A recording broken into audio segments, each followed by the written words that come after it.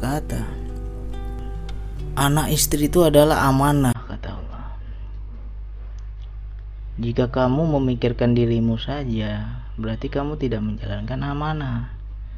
Jadi disitulah saya baru sadar.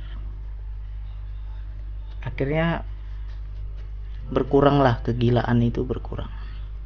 Mabuk ketuhanan itu berkurang. Ya kalau dibilang ya itu proses penginstalan aja. Ketika kesadaran kita aktif, kita sudah menyaksikan Allah dikala duduk, berdiri, berbaring, dikala ramai, dikala sepi, kita sudah bisa bersama Allah. Maka kita harus tinggalkan wilayah mabuk ketuhanan itu, kita harus tinggalkan. Kita harus kembali lagi ke masyarakat, harus bersosialisasi lagi sama masyarakat.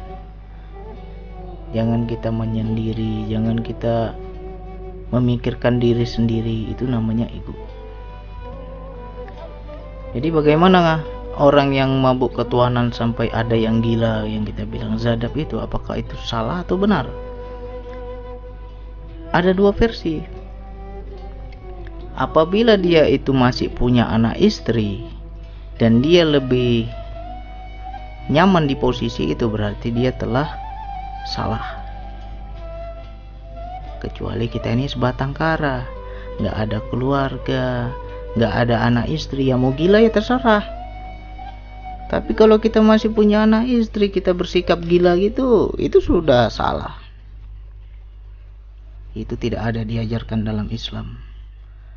Apalagi para ulama, para orang-orang soleh terdahulu, ada nggak mereka sampai gila begitu? Ada nggak mereka bersikap zadab seperti itu? Justru mereka normal. Nah, jadi berhati-hati untuk teman-teman yang mulai mendekatkan diri kepada Allah. Apabila kita itu sudah merasakan mabuk ketuhanan,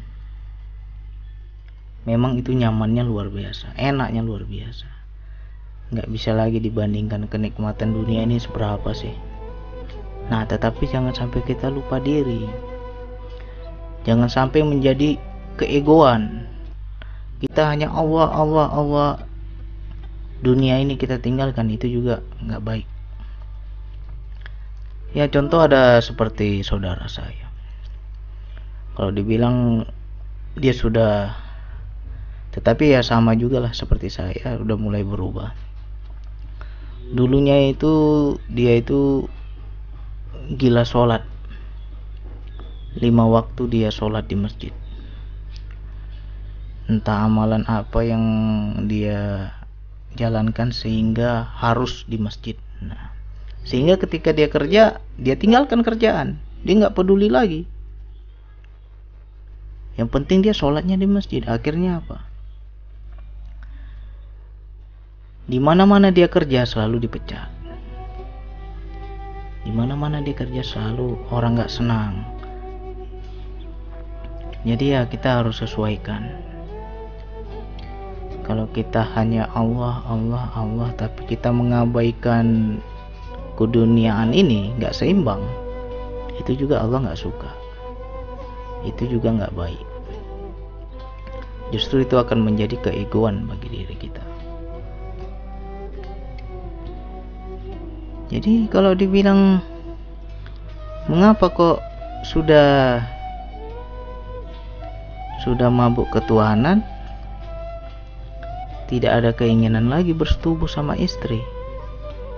Nah, itu karena kita ego, karena kita sudah merasakan nikmat yang lebih lagi ketimbang bersetubuh itu.